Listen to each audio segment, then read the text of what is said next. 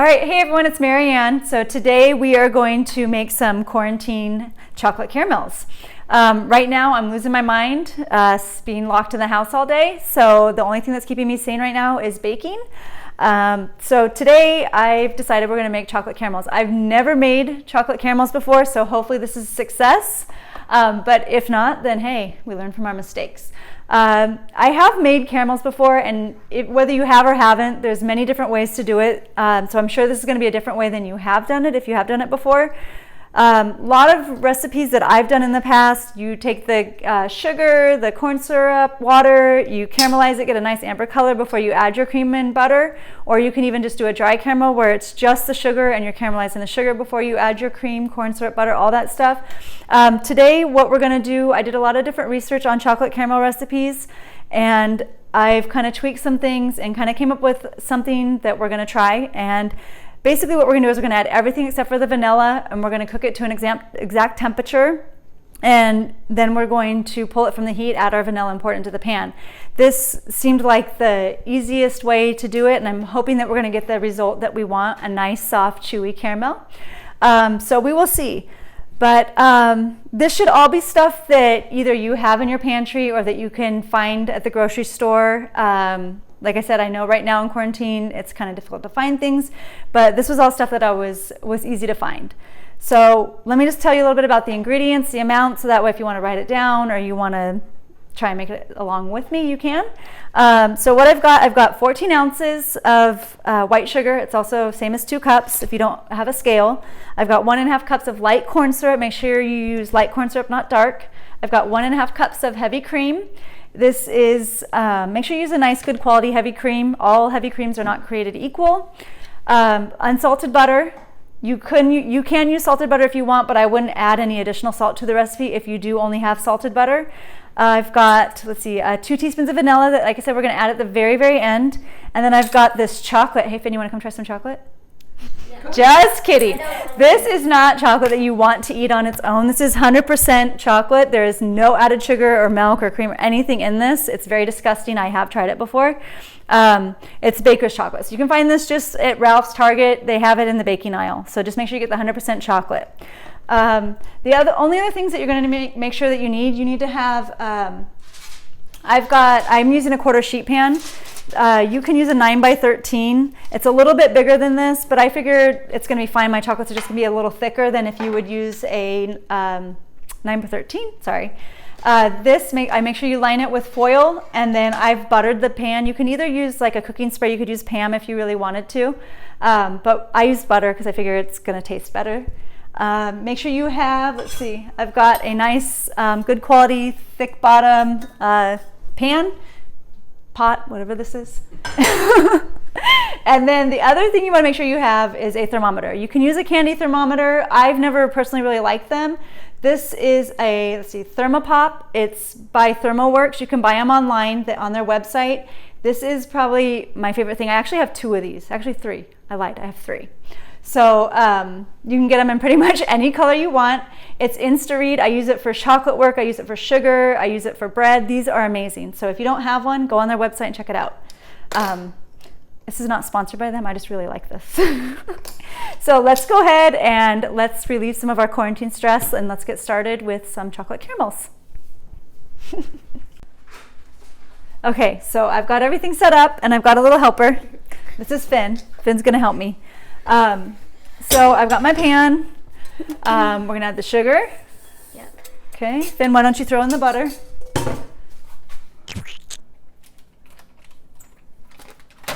There you go. Okay, we're going to go ahead and do the corn syrup, and then you can pour the cream in. Let me get the corn syrup in. You want to make sure you get every bit out. I love this little spatula. I think I got it at Bed Bath & Beyond. It's awesome.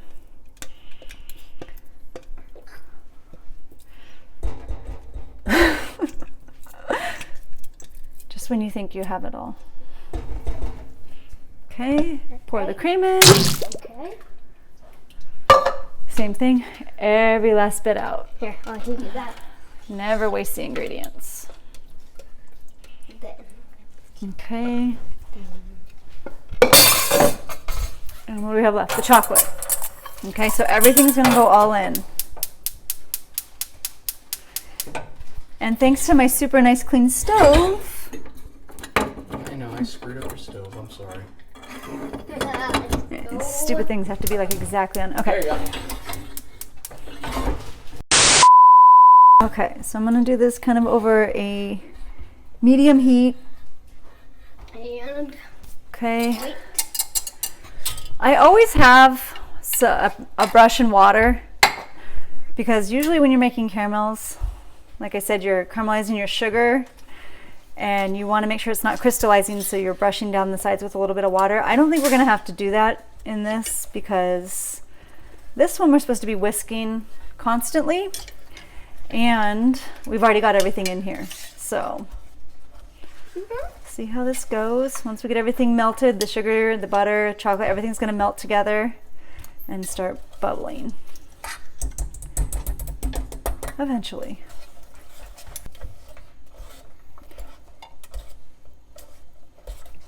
All right.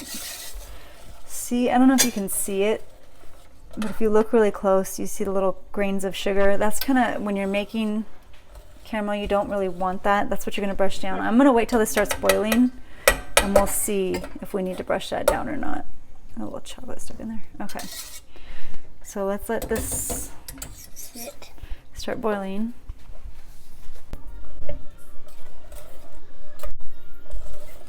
Okay, so the sugar's starting to melt in there, the butter's melting, the chocolate's melting. It doesn't look so much like throw up anymore, but it's still not fully melted.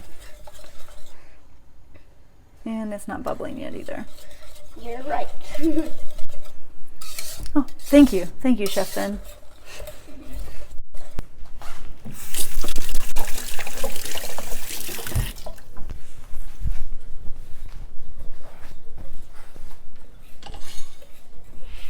All right.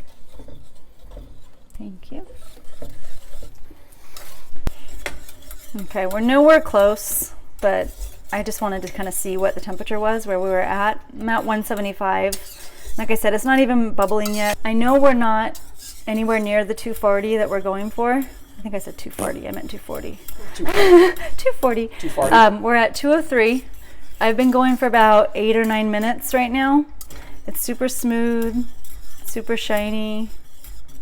And unlike normal caramel recipes, this one we're stirring constantly. Okay, we're not anywhere close yet to the 240 mark. We're at 206. And like I said, it might sound like it's close, but it's gonna stay in that 220, 225 range for a while it cooks off the water. I still haven't brushed down the side. I don't think that's gonna be a necessity for this recipe. If it is, I'll make sure I let you know and I will show you how to do it. But yeah, so super shiny, it's pretty. Just make sure you're constantly whisking. I'm just now, like if I stop stirring, you can hear it, it's starting to bubble. Okay, so we're probably gonna hit that 220 pretty quickly. Okay, like I said, you're supposed to be stirring this constantly, whisking it constantly. You can see it's really starting to bubble. Stop stirring. Just stare at this. Okay, so let's just look. We're probably in 220s. All this steam coming off is the water that's cooking out of the sugar, out of the butter, out of the cream, and that's what we want. And until that water cooks off, we're not going to be able to get to 240. All right, let's just see where we're at. Like I said, I know we're not close yet.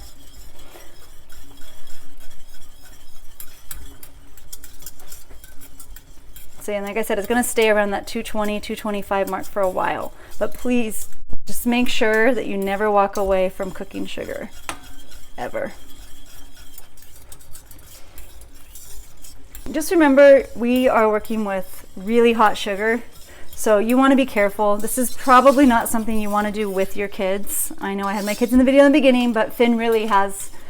Finn's worked a lot with me with stuff. We're pretty safe, you know, when he's working with me. This is probably something that you would want to do on your own and then, you know, share them with your kids. Or don't. Probably been about 10 minutes now. 12, I don't know. But see, I've only gone up 1 degree. So this part will take a little while, but be patient. Don't crank up the heat like I said. Just keep whisking. Never stop. Never stop.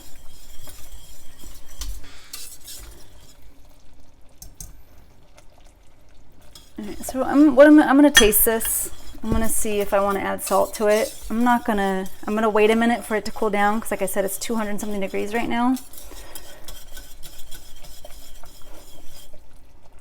And then we're gonna decide if we're gonna add salt to the recipe also. So let's see. I think it's really good, but I think I'm gonna go ahead and make it on mine. You can choose whether you want to or not, but I'm gonna go ahead and add a half a teaspoon of kosher salt. All right, so we're about 237 right now. It's very close, and like I said, it's gonna come quicker. It's gonna go quicker from 230 to 240 than it did from 0 to 220. So what we need to make sure we do, so it has thickened up a lot. Okay, I lied before when I said your arm was gonna be okay. My arm's pretty sore. It got really thick. It's nice and bubbly. It's kind of like a lava, chocolate lava. 239. As soon as it hits 240, and I got like a 240 real quick, but I want to make sure the whole thing is 240.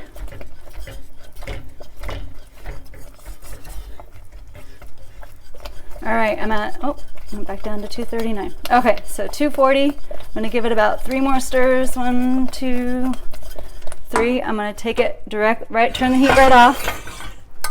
Scoot it over. The first thing I'm gonna do, let it kind of stop bubbling. Just keep stirring it for a minute. The one thing with sugar is that it continues to cook even after you take it off the heat. So I'm gonna add my vanilla.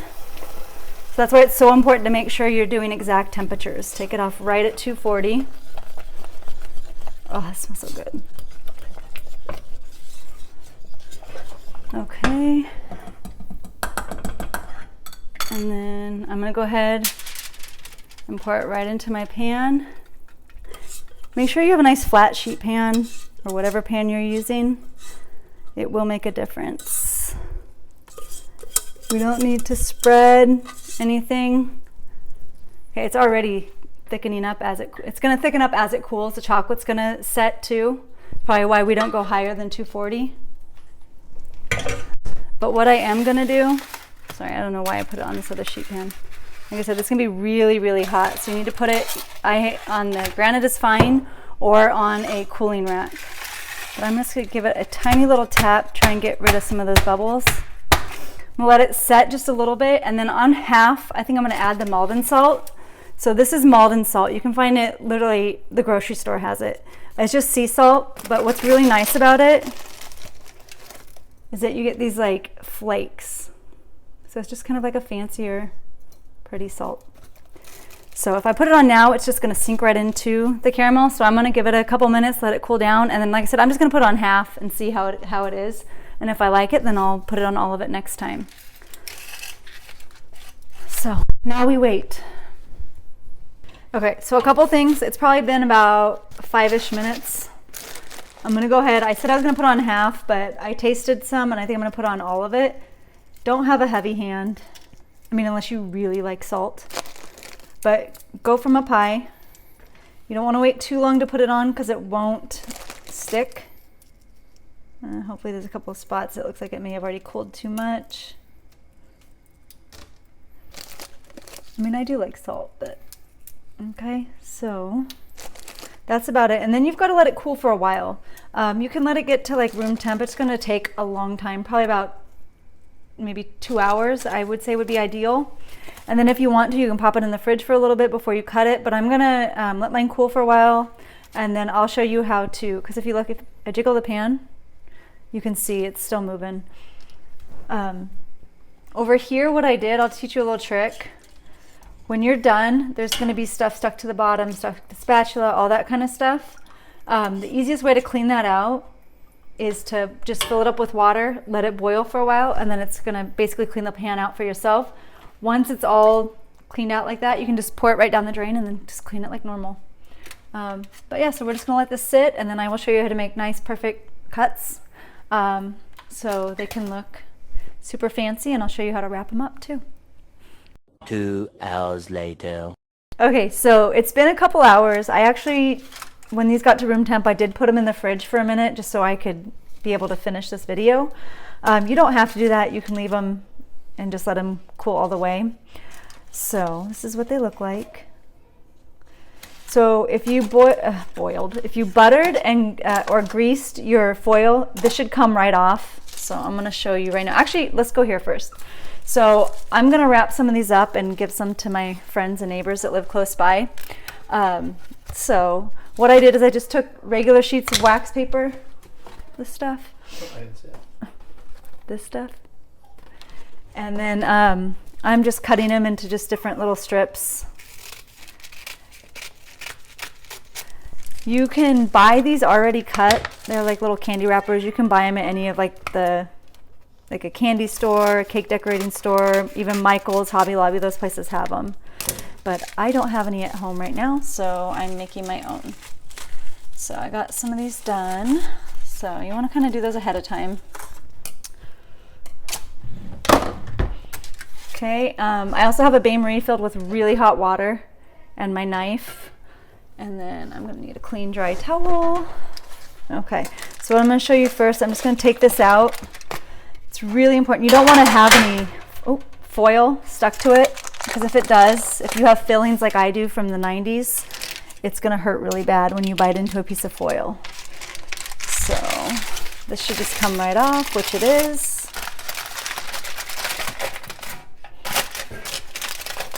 Hopefully I didn't speak too early. Okay, it all came right off. This cutting board is like the perfect size, that's why I chose it. But what I'm gonna do first is I'm gonna clean up these edges, because I like to have a nice clean. We're gonna make these look perfect. So, like I said, you wanna have a nice, sharp, hot knife. Just wipe off the water. And I'm just gonna start by cleaning up the first edge. So just step down. And then pull it up. Okay, so this, I mean, you can still eat this. There's nothing wrong with this. This is probably what I'm gonna give my kids. They don't get the nice pretty ones. But the only other thing I need is my ruler. So I think, I mean, you can do these any shape you want. You can do them 1 by 1. You can do them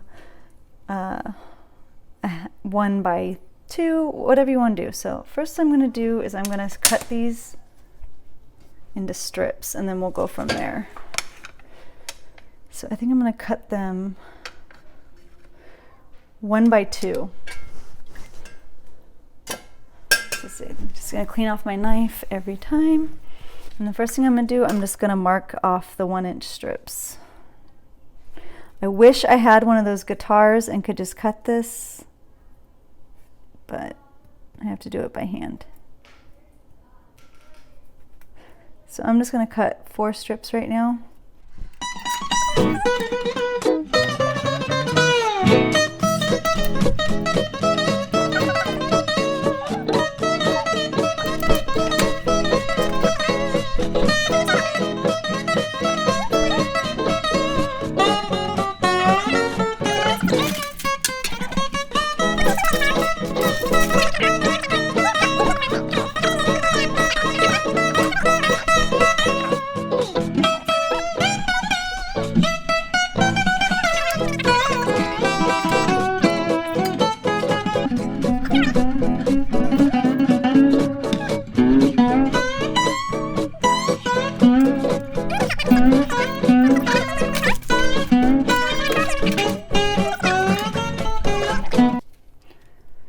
So what I'm going to do, I'm going to cut 2, well, I'll just cut 1 at a time. So I've decided I'm going to do mine 1 by 2, just to see. I think it'll be fun. So I can get 4 out of each strip. So I just want to start with a nice clean edge.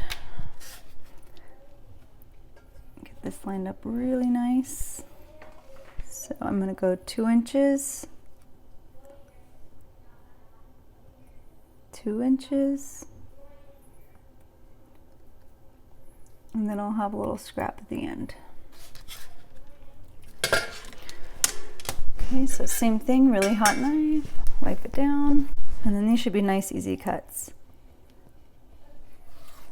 If you have a blowtorch, you can always use a blowtorch instead of the hot knife, but I mean, not instead of the hot knife, instead of the hot water, but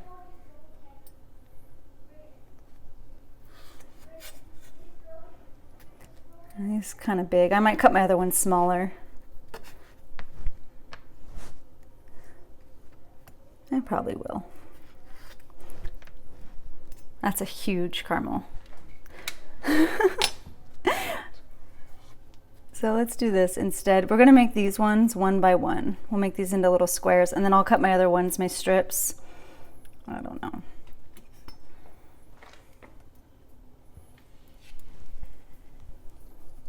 Okay, and then I'll show you how to wrap these up, and that's about it.